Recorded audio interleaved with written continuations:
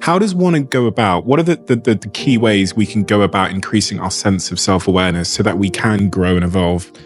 Such a good question. It's kind of like people like that are a little bit like yo-yo dieters. It's like they do every diet, but they're not healthy people. I read every book, but I'm not growing. And you can't assess yourself.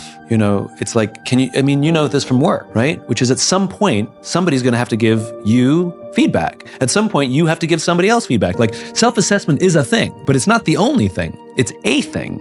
It's a data point. And I'm a huge believer in self-assessment, but you have to have that buttressed with the assessments of others because we are blind very often. We're social animals. We cannot do this thing called career or life alone. We're just not that smart. We're not that strong. We're not that aware. We're just not that good.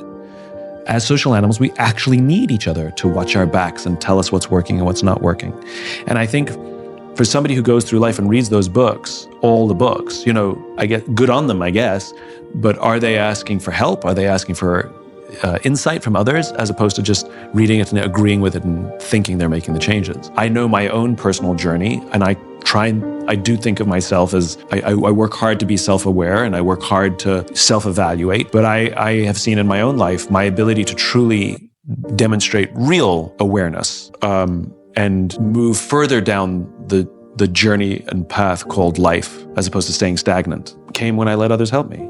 We don't build trust by offering help. We build trust by asking for it because it's a vulnerable thing to ask for help. Will you help me is a very, very vulnerable statement. Can I help you? Not so much. An act of service. But the act of service really comes from allowing somebody else to serve you, which it becomes this whole weird, twisted, circular thing. It's like, I'll give you a silly example. People who are bad at taking compliment, right? You're so smart. No. Right? We downplay it because we're embarrassed by the compliment, right? But a compliment is a gift. Somebody's paying you a gift. Now, if somebody handed you a present, you wouldn't push it back because it would be rude, right? You would accept it. And whether you like it or not, or whether it makes you comfortable or not, you accept it with gratitude and then you go evaluate it later. Oh, that's an ugly sweater, But you're still grateful for the thought and the gift. And a compliment's the same. And I think all of these things, the willingness to deny someone else the joy of giving you the gift of the compliment, and to deny someone else the intensity and joy of being there for someone else, again, I think is selfish. Never asking for help is selfish. Asking for help is a great act of service because you allow someone else to have the joy of sacrifice. And it goes backwards and forwards. It's not one-sided.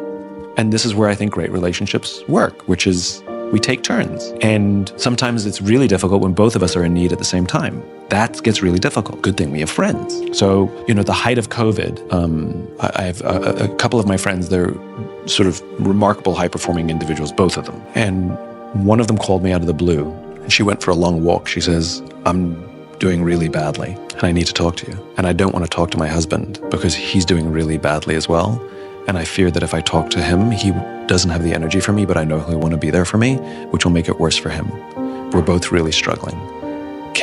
Do you have some time to talk, And A, the willingness to ask for help. B, the willingness to understand that asking her husband for help would make it even more difficult for him. It was just a very sophisticated and beautiful moment. And to this day, not only did we become closer for it, but her husband and I became closer for it as well because I was there for her when he knew he couldn't be. And this is why we have friends. Again, we can't do this alone. Not only are we social animals, we're tribal animals. It's more than a friend. It takes a community.